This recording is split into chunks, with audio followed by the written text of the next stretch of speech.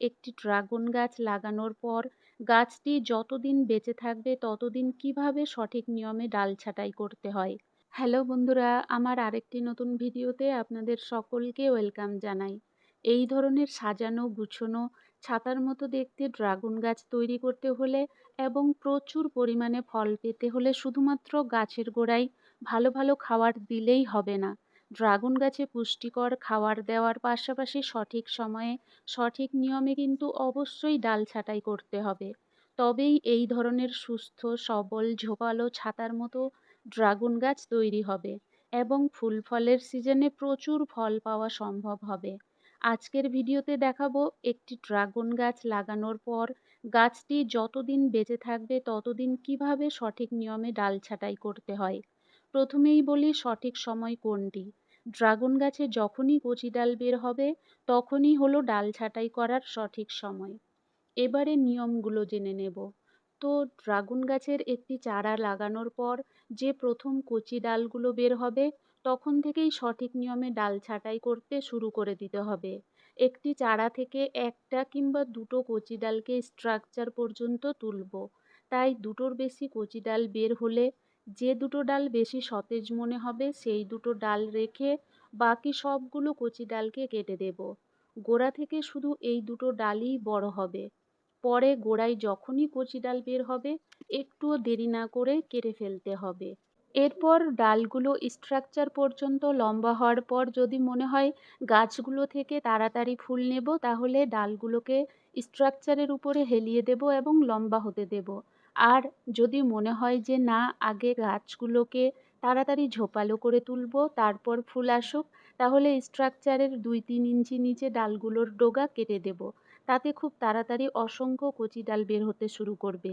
স্ট্রাকচারে হেলিয়ে দেওয়া লম্বা ডালগুলোর বাঁকা অংশ থেকে কচি ডাল বের হতে যতটা সময় লাগবে কেটে দিলে তার অনেক আগেই অসংখ্য কচি ডাল বের হয়ে যাবে এবং গাছ তাড়াতাড়ি ঝোপালো হতে শুরু করবে।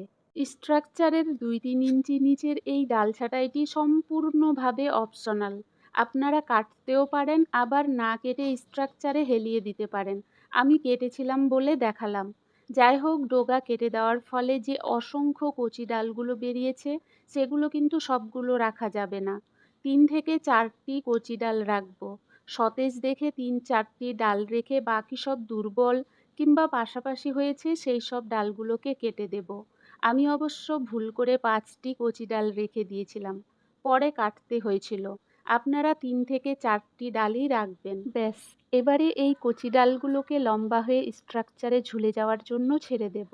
এবারে যে 3-4টি করে কচি ডালকে লম্বা হতে দিয়েছিলাম সেগুলোর মধ্যে কোনো ডালের ডগা মোটা হয়ে যদি গ্রোথ বন্ধ হয়ে যায় এবং বেশ কিছুদিন পরেও ডগা থেকে কচি ডাল বের হয়ে আবার গ্রোথ শুরু না হয় তাহলে সেই ভোঁতা ডালগুলোকে কেটে ফেলবো।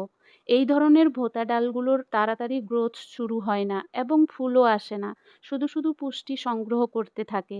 এগুলো কেটে দিলে পাশের সতেজ ডালগুলো আরও তাড়াতাড়ি বড় হতে থাকবে।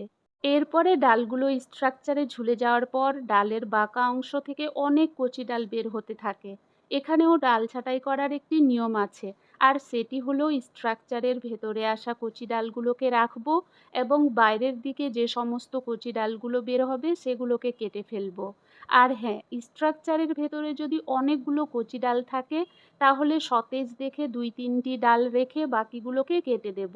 কারণ একসঙ্গে অনেকগুলো ডাল রাখলে কিছুদিন পর সবগুলোই ভোঁতা হয়ে যাবে। ব্যাস, এবারে লম্বা ডালগুলো স্ট্রাকচারের নিচে বেশ কিছুটা ঝুলে গেলে এবং 3-4 মাসের হয়ে গেলে ডালের ডগাগুলো 1-1.5 ইঞ্চি করে কেটে দেব। তাতে ডালগুলোর সামনের গ্রোথ বন্ধ হয়ে যাবে। ফলে ফুল ফলের সিজনে এই ম্যাচিওর ডালগুলোতে প্রচুর পরিমাণে ফুল আসতে থাকবে। এরপরে এই ড্রাগন গাছগুলো যতদিন বেঁচে থাকবে ততদিন গোড়ায় যখনই কচি ডাল বের হবে একটুও দেরি না করে কেটে দেব। লম্বা ডালগুলোতে স্ট্রাকচারের বাইরে যখনই কচি ডাল বের হবে কেটে দেব।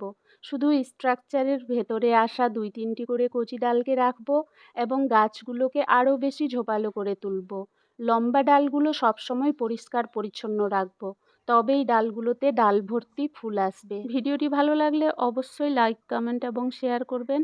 আর সম্পূর্ণ ভিডিওটি দেখার জন্য অসংখ্য অসংখ্য ধন্যবাদ।